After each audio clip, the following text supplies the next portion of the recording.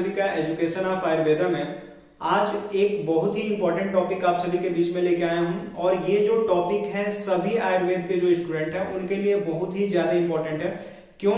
क्योंकि आयुर्वेद का ये टॉपिक आपको इंट्रोड्यूस कराएगा आयुर्वेद शब्द से, और आयुर्वेद शब्द क्या है, आयुर्वेद शब्द की उत्पत्ति कहां से हुई, आयुर्वेद है क्या, ये सारी चीजें मैं आपको इस वीडियो में बताने वाला हूं। और जैसे कि आप सभी को पता है कि आयुर्वेद जो इंट्रोडक्शन है आयुर्वेदा का, आयुर्वेद परिचय जो है वो सभी आयुर्वेद के स्टूडेंट के लिए बहुत ज्यादा इंपॉर्टेंट है। और एक तरह से अगर सब्जेक्ट वाइज अगर बात करेंगे तो बी फार्मा और डी फार्मा के स्टूडेंट जो फर्स्ट ईयर के हैं उनके लिए बहुत ही ज्यादा मस्ट इंपॉर्टेंट है। तो आयुर्वेद परिचय और स्वास्थ्यविद का जो सब्जेक्ट है आपका, उसमें जो इंपॉर्टेंट टॉपिक है उसमें सबसे ज्यादा इंपॉर्टेंट जो टॉपिक है वो है आयुर्वेद का, कि आयुर्वेद है क्या, आयुर्वेद की उत्पत्ति कहां से हुई। तो इस पे डिस्कस करेंगे आज इस वीडियो में। तो चलिए बिना टाइम वेस्ट के टॉपिक पे चलते हैं। जैसे कि मैंने सबसे पहले बता दिया कि आज का जो टॉपिक है वो आयुर्वेद है, और ये सभी स्टूडेंट के लिए बहुत ही ज्यादा इंपॉर्टेंट है, चाहे आप किसी भी स्टेट के हो। और अगर आयुर्वेद से आप कोई भी कोर्स कर रहे हैं तो उसमें इंट्रोडक्शन आयुर्वेद का सबसे ज्यादा जरूरी होता है, ये डिफरेंट नहीं है। तो इसलिए मैं ये इंपॉर्टेंट टॉपिक आप सभी के बीच में लेकर के आया हूं, डिस्कस कर रहा हूं। तो चलिए बारी बारी से सारी चीजें मैं समझा दूं कि सबसे पहले आपको ये जानना होता है कि आयुर्वेद है क्या। तो जब आयुर्वेद की बात करेंगे तो सबसे पहले दो चीजें निकल करके आती हैं। सबसे पहले तो आयुर्वेद की परिभाषा क्या है, और दूसरा चीज आयुर्वेद का प्रयोजन क्या है। तो दो चीजें आपको दिमाग में रखनी है, एक तो परिभाषा कि आयुर्वेद की परिभाषा क्या है, और दूसरा प्रयोजन क्या है। तो दो चीजें आपके दिमाग में से कभी नहीं भूलनी चाहिए, परिभाषा और प्रयोजन। तो प्रयोजन को हम हिंदी में अगर साधारण भाषा में बोलेंगे तो इसको हम कहते हैं उद्देश्य। प्रयोजन का मतलब क्या होता है? उद्देश्य। तो सबसे पहले हम समझते हैं परिभाषा को। अगर आयुर्वेद की परिभाषा पूछी जाए, आयुर्वेद है क्या है, आयुर्वेद को परिभाषित कीजिए, तो आसान शब्दों में आप ये कह सकते हैं कि आयुर्वेद वह विज्ञान है जो आयु को बढ़ाने के लिए या आयु को कैसे हम स्वस्थ रखेंगे, अपने जीवन काल में कैसे स्वस्थ रहेंगे, उस तरह की विद्या हमें प्रदान करता है। तो उसे ही हम आयुर्वेद कहते हैं, या ये कह सकते हैं आयुर्वेद यति बोधयति इति आयुर्वेदम। मतलब ये कि आयुर्वेद वह विद्या है, वह वेद है जो हमें जीवन के बारे में बताता है या जीवन के बारे में ज्ञान देता है, तो उसे ही हम आयुर्वेद कहते हैं। तो ये साधारण शब्दों में आप परिभाषा बता सकते हैं। अगर पूछे आयुर्वेद का प्रयोजन क्या है, तो परिभाषा और प्रयोजन में कभी आप कंफ्यूज मत होइएगा। प्रयोजन का मतलब होता है उद्देश्य। तो आप बता सकते हैं कि आयुर्वेद का प्रयोजन है स्वस्थ व्यक्ति के स्वास्थ्य की रक्षा करना। प्रयोजन क्या है? स्वस्थ व्यक्ति के स्वास्थ्य की रक्षा करना, और जो रोगी हैं उनके रोगों से रक्षा करना। तो ये हो गया आयुर्वेद का प्रयोजन। अब चलते हैं सबसे इंपॉर्टेंट बात की ओर कि आयुर्वेद का अवतरण, मतलब कि आयुर्वेद का अवतरण, जैसा कि आप सभी को पता होगा, आयुर्वेद जो है हमारी मान्यता है और ग्रंथों में लिखा हुआ है। बहुत सारे जितने भी वेद हैं उसमें आयुर्वेद के अलग अलग तरह के, जैसे कि ज्यादातर आपको पता होगा कि जो सबसे पुराना जो वेद है ऋग्वेद, और जो ऋग्वेद है उसमें भी आयुर्वेद का वर्णन मिलता है। और जो अथर्ववेद है, अथर्ववेद का जो उपवेद है आयुर्वेद है। और आयुर्वेद जो कृति है, ऐसा माना जाता है कि देवताओं की कृति है। आयुर्वेद का जो अवतरण है देवताओं के द्वारा ही पृथ्वी पर हुआ है। तो इसको सबसे पहले जानना जरूरी है कि आयुर्वेद का अवतरण पृथ्वी पर हुआ कैसे। कई लोग पूछ देते हैं कि आयुर्वेद की उत्पत्ति पृथ्वी पर हुई कैसे, तो इसके बारे में भी बात कर लेते हैं। तो सबसे पहले मैंने यहाँ पे मेंशन किया हुआ है कि चरक मतानुसार, मतलब कि आयुर्वेद का अवतरण पृथ्वी पर कैसे हुआ, उसको चरक ने अपने हिसाब से किस तरह से बताया है। तो आयुर्वेद का अवतरण पृथ्वी पर कैसे हुआ, माना यह जाता है कि चरक ने अपनी चरक संहिता में यह बताया है कि आयुर्वेद का जो अवतरण है सबसे पहले ब्रह्मा जी के द्वारा हुआ। मतलब कि ब्रह्मा जैसे सृष्टि के निर्माता हैं, तो उन्होंने आयुर्वेद का जो आयुर्वेद की जो कृति है, आयुर्वेद का जो वेद है, वो मानव कल्याण के लिए उन्होंने दिया, जिससे ब्रह्मा जी से प्रजापति ने सीखा। आयुर्वेद की जो भी स्वास्थ्य रक्षा हेतु जो भी चीजें हैं, जो भी विद्या है, उसको प्रजापति ने सीखा। प्रजापति से जो अश्वनी कुमार थे उन्होंने सीखा, और अश्वनी कुमार से इस विद्या को इंद्र ने सीखा, और इंद्र से किसने सीखा? भारद्वाज ने। तो स्टेप बाय स्टेप सारी चीजें में ब्रह्मा इसके सबसे मूल है, मतलब कि ब्रह्मा से ही इसका उद्गम हुआ आयुर्वेद का, और ब्रह्मा से प्रजापति ने सीखा, और प्रजापति से ये अश्वनी कुमारों ने, अश्वनी कुमारों से इंद्र ने, और इंद्र से भारद्वाज ऋषि ने। उसके बाद से अगर आप देखेंगे तो मैंने फिर से यहाँ पे भारद्वाज को यहाँ पे मेंशन किया, तो भारद्वाज इसलिए मेंशन किया गया है क्योंकि भारद्वाज से फिर से इस विद्या को आत्रेय ने सीखा, और आत्रेय ने सीखा, और आत्रेय के जो 6 शिष्य थे, 6 शिष्यों को आत्रेय ने ये विद्या सिखा दी, जिसमें से सबसे पहले नाम आता है अग्निवेश का, फिर भेल का, जतु का, पाराशर का, हारित का और क्षारपाणी का। तो 6 शिष्य थे आत्रेय के 6 शिष्यों ने जो आयुर्वेद की जो विद्या है वो सीख ली, और जिसमें सबसे बुद्धिमान जो शिष्य थे आत्रेय के वो थे अग्निवेश। आचार्य अग्निवेश ने इस विद्या को सीख करके अपने हिसाब से इसको अग्निवेश तंत्र के रूप में लिखित में दे दिया कि अग्निवेश तंत्र में आयुर्वेद को समाहित करने की कोशिश की इन्होंने, आयुर्वेद के बारे में बताने का प्रयास किया। और अग्निवेश तंत्र का ही जो मूल रूप है, अग्निवेश तंत्र है, उसी को चरक ने अपने हिसाब से समझाने का प्रयास किया चरक संहिता में। तो इसलिए चरक के मतानुसार अगर आयुर्वेद का अवतरण कहेंगे तो इस हिसाब से हो जाएगा। आप ये बता सकते हैं कि आयुर्वेद का अवतरण इस तरह से हुआ। एक चीज और मैं बता दूं आयुर्वेद के बारे में कि आयुर्वेद जो है ये अथर्ववेद का उपवेद है। आयुर्वेद क्या है? अथर्ववेद का उपवेद है। अथर्ववेद क्या है?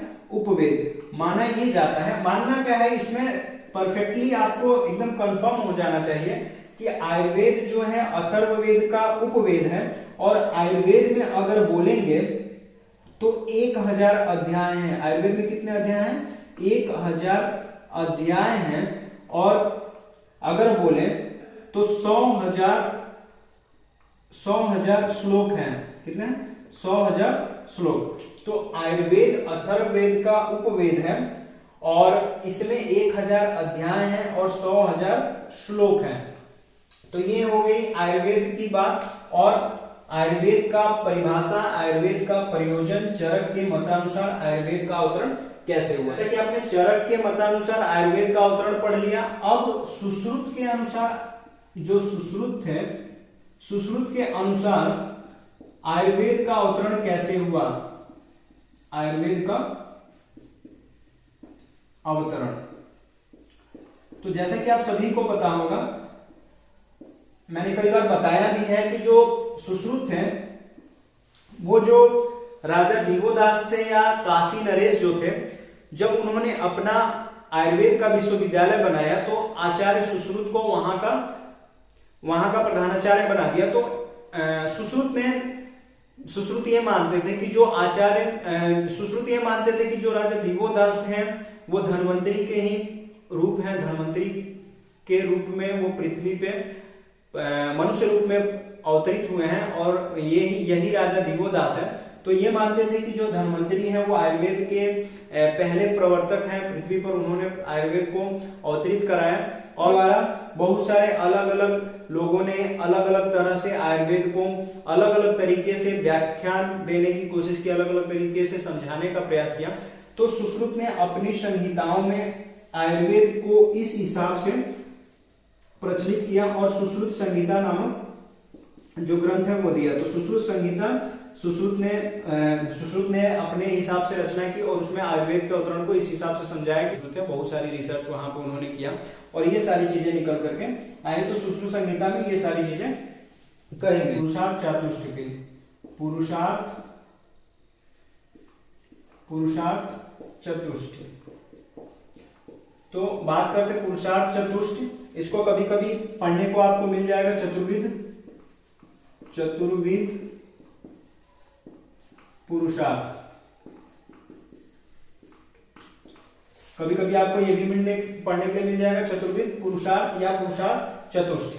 तो सबसे पहले कि ये चीज आप दिमाग में रखे रहिए कि आयुर्वेद जो है एक ऐसी विधा है जो स्वस्थ मनुष्य के स्वास्थ्य की रक्षा करने के लिए प्रयोग में लिया जाता है और जो रोगी हैं उन्हें रोग मुक्त करने के लिए बताता है, ये सारी युक्तियां इसमें उल्लेखित है। उसी तरह से अगर पुरुषार्थ चतुष्ट की बात करें तो आयुर्वेद ये मानता है कि अगर हमें जीवन में सुखमय जीवन को प्राप्त करना है तो हमें 4 चीजों को लेकर के साथ में चलना पड़ेगा, तभी हम जीवन को अच्छी तरीके से व्यतीत कर पाएंगे और लास्ट में हम मोक्ष को प्राप्त हो जाएंगे। तो जो 4 चीजें हैं वो हैं धर्म, अर्थ, काम और मोक्ष। तो धर्म, अर्थ, काम और मोक्ष, तो ये 4 चीजें पुरुषार्थ चतुष्ट कहलाती हैं। 4 चीजें क्या कहलाती हैं? पुरुषार्थ चतुष्ट। तो 4 चीजें हैं धर्म, अर्थ, काम और मोक्ष। तो माना ये जाता है, आयुर्वेद ये मानता है कि अगर मनुष्य को सुखमय जीवन व्यतीत करना है तो उसको 4 चीजों को पुरुषार्थ चतुष्ट की प्राप्ति के लिए, ये पुरुषार्थ चतुष्ट है उसको लेकर के अपने साथ चलना पड़ेगा, तभी ये अपने जीवन को सुखमय व्यतीत कर सकते हैं। और इनका आधार 2 चीजों पे निर्धारित कर दिया गया है, 2 चीजों पे निर्धारित है। तो पहला अगर बोलेंगे तो एक तो है धातु मल, कह सकते हैं धातु मल, और दूसरा जो है इंद्रिय और कर्मेंद्रिय, इंद्रिय और कर्मेंद्रिय। तो यहाँ पे धातु और मल अगर बोलेंगे तो शरीर में धातु और मलों का शोधन कह सकते हैं, या ये कह सकते हैं कि धातु और मल को किस तरह से हम साम्य अवस्था में रखें। तो इनकी साम्य अवस्था को बनाए रखना शरीर में। और इंद्रियां, तो जैसा कि आपको पहले से पता है, इंद्रियां मतलब ज्ञानेंद्रियों की बात हो रही है। तो ज्ञानेंद्रियां 5 हैं, जिसमें आपके चक्षु मतलब कि आंख, कान, नाक, त्वचा और जिह्वा। तो ये जो 5 चीजें हैं ये इंद्रियों मतलब कि ज्ञानेंद्रियों में आती है। और कर्मेंद्रियां मतलब कि जिससे हम कार्य को करते हैं, उसमें कर्मेंद्रियां मतलब कि हमारे कर्मेंद्रियां आती है, जिसमें हाथ, पैर, ये सारी चीजें आ रही हैं, तो इनको हम कर्मेंद्रियां कहते हैं। तो इनमें सामंजस्य बैठाकर हम अगर सही तरीके से अपना जीवन व्यतीत करते हैं तो हम पुरुषार्थ चतुष्ट की प्राप्ति कर सकते हैं। तो ये पुरुषार्थ चतुष्ट है जिसमें इनको बिना प्राप्त किए हम सुखमय जीवन की प्राप्ति नहीं कर सकते, जिसमें धर्म, अर्थ, काम और लास्ट जो है वो मोक्ष आता है, जिसको हम चतुर्विध पुरुषार्थ कहते हैं। तो इस हिसाब से अगर देखें तो आयुर्वेद का जो इंपॉर्टेंट जो टर्म था, जिसमें आयुर्वेद क्या है, आयुर्वेद का अवतरण कैसे हुआ, आयुर्वेद शब्द की उत्पत्ति क्या है, आयुर्वेद शब्द का प्रयोजन क्या है, आयुर्वेद का अवतरण चरक मतानुसार क्या है और आयुर्वेद का अवतरण सुश्रुत मतानुसार क्या है, तो ये सारी चीजें मैंने आपको बता दी। और मैं नेक्स्ट वीडियो जब लेकर के आऊंगा तो उसमें मैं और भी आयुर्वेद परिचय के जो इंपॉर्टेंट टॉपिक हैं, जो डी फार्मा फर्स्ट ईयर के स्टूडेंट हैं, उत्तर प्रदेश के हो गए या अलग स्टेट के हो गए, उनके टॉपिक वाइज मैं लेक्चर यहाँ पे आपको दूंगा। स्टूडेंट हैं, जितने भी स्टूडेंट हैं उनके मैं अलग अलग जो टॉपिक हैं आयुर्वेद परिचय के मैं रोज लेकर के आप सभी के लिए लेकर के आता रहूंगा। तो चैनल पे आप सभी बने रहें और वीडियो में लास्ट तक बने रहने के लिए आप सभी का बहुत बहुत धन्यवाद। जो चैनल पे नए हैं वो चैनल को सब्सक्राइब कर लें और वीडियो अच्छी लगती है तो लाइक कीजिए। और जो चीजें अगर इस टॉपिक से रिलेटेड बहुत सारी चीजें ऐसे जो नहीं समझ में आ रही है, आप उसको कमेंट बॉक्स में लिख दीजिए, मैं उसको जरूर बताने का प्रयास करूंगा। बहुत बहुत धन्यवाद।